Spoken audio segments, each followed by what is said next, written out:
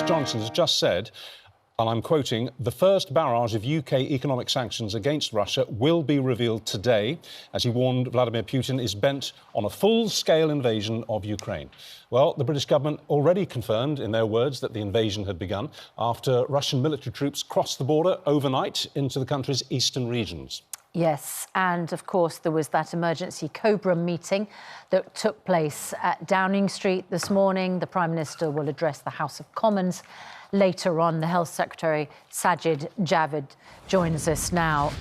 Very good morning to you, but it is a very worrying morning for anyone watching what is happening in Ukraine. You have confirmed that the British government believes this is an invasion.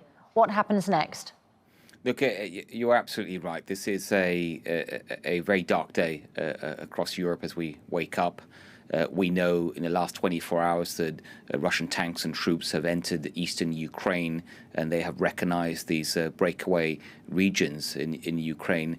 And in doing so, this is a flagrant violation of international law, of Ukraine's territorial sovereignty. It's a violation of the Minsk Accords that Russia signed only a few years ago after the Crimea invasion. We've been very clear, our allies have been very clear throughout this crisis that we wouldn't hesitate to take action, and that includes economic sanctions. And as you've just heard, the Prime Minister has confirmed that we'll be setting out today, following that Cobra meeting, exactly what action we will take. Presumably this isn't Britain going it alone. Presumably we've been talking with the White House overnight and our European allies. Presumably this is going to be, if you like, global action. That's right. We have been working very closely with our allies throughout this crisis, particularly the larger European countries, our friends in the United States, and the US has already announced some action. I won't be surprised if they go very further, much further very quickly.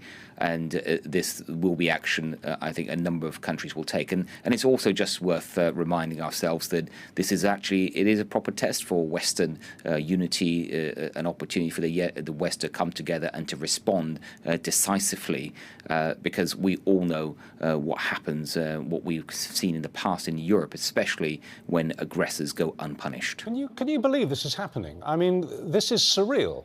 Here we are in 22, and we are talking about events and possibilities and probabilities that we would have been discussing in 1938. We all thought we'd left this behind us on this planet, but here we are in an old-fashioned European face-to-face, a la 1930s, a la 1914. What do you make of it? Well, that's quite right. I mean, it is a very dangerous moment for Europe. We can't hide from that at all. I think it's right that throughout this crisis, especially the last few weeks, the Prime Minister has been very clear just how serious this situation is. We had all hoped that President Putin would choose the path of dialogue over confrontation. That it's clearly not the case. We do hope, of course, that it's never too late for dialogue and for Russia to pull out its troops from Ukraine and come back to the table and to try and talk this through. But if Russia does not, it will be met by serious sanctions, serious action by the West in a united way. And it is important that we do so because no one wants this to be happening in Europe. And it's not just about Ukraine. Other countries like China, for example, will be watching very carefully what is happening in Europe and how the West responds. Look, Vladimir Putin seems, as the Prime Minister says, bent on a full-scale invasion. He wants, as he sees it, Ukraine back in the fold.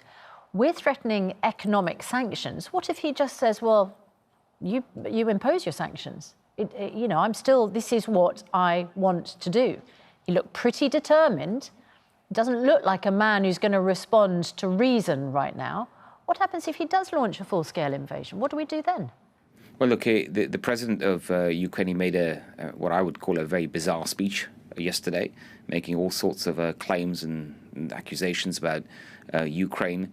And clearly we've seen the action that he's taken in the last 24 hours.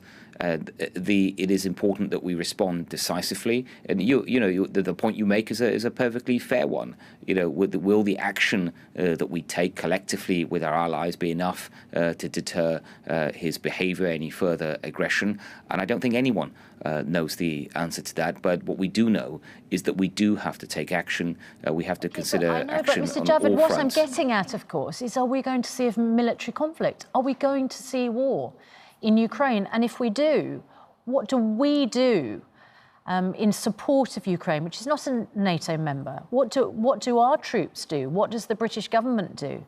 Well, it certainly feels like, as we wake up this morning, that we are about to see war in Ukraine. No one wants to see that happen. I know that last night the Prime Minister spoke to President Zelensky of Ukraine and assured him of our support for Ukraine and its people, and that we would take action with sanctions. But when it comes to wider Europe, as we know that many European countries like ourselves are members of NATO, and one thing that we have been very clear about throughout, if a single Russian soldier's foot enters a NATO territory, then it will be war with all of NATO.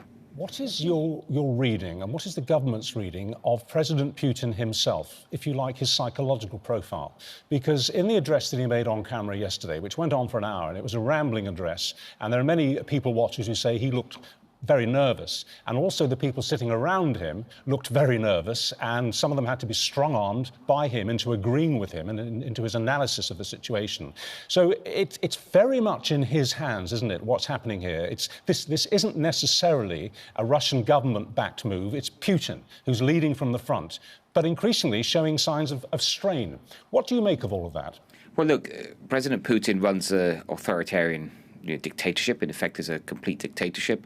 And there is no doubt, though, I'm sure there will be people around him that will not be agreeing with his action. So we'll have to wait and see how they might respond. But also, let's remember, this is the country, Russia, that attacked us here in the UK, in Salisbury, just 4 or so years ago. I was in Salisbury last week as part of my UK tour. I was there on Friday, and I couldn't help thinking when I saw those spires on the cathedral about what had happened there. I responded to that as Home Secretary as well, and that was a deadly nerve agent attack in our own country that killed people. It could have led to the deaths of thousands. But this is how reckless this individual is. And I think that after that incident in Salisbury, we would have all hoped that things might have changed and Russia might have chosen the path of peace and friendship. But clearly that has not been the case. Listen, we've just heard that Boris Johnson has made a statement this morning. Let's just see what he had to say. It was Churchill, obviously, who said that George war was always better than war, and obviously the West had to pursue all diplomatic channels over the last few weeks. Yes. But it's quite clear this morning, isn't it, that this was always going to happen? Look, we've tried the path of dialogue. When you say this was always going to happen, I mean, ultimately, as we can see, that's a decision for President Putin about whether he wanted dialogue or confrontation. We can see the path that he has chosen, but I do hope it is a path that he can move away from. We will continue, of course, to offer dialogue and discussion and find a sensible, peaceful way forward. But as you've just heard there from the Prime Minister, if President Putin continues down this path, we will take action and our allies will take action. But how do you deal with somebody who, in terms of his application of his own internal logic to the situation, frankly sounds half deranged? I mean, his historical reading of Russian history and Ukrainian history is just so skewed, it's almost laughable. How do you deal with a head of state who thinks in such twisted ways? Look, I think we could spend ages trying to second-guess what President Putin may or may not do.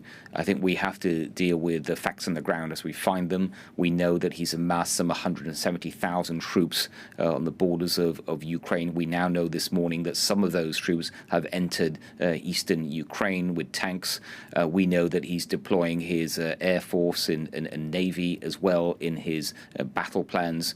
And we can now see what's happening. The whole world can see, and we will respond to this decisively. And when the Prime Minister later today comes to Parliament, I'm sure he will set out in much greater detail what action we will take, and also set out what he expects our allies to do. Mr. Javid, we can apply all the economic sanctions we like, but Russia is a massive supplier of the world's energy.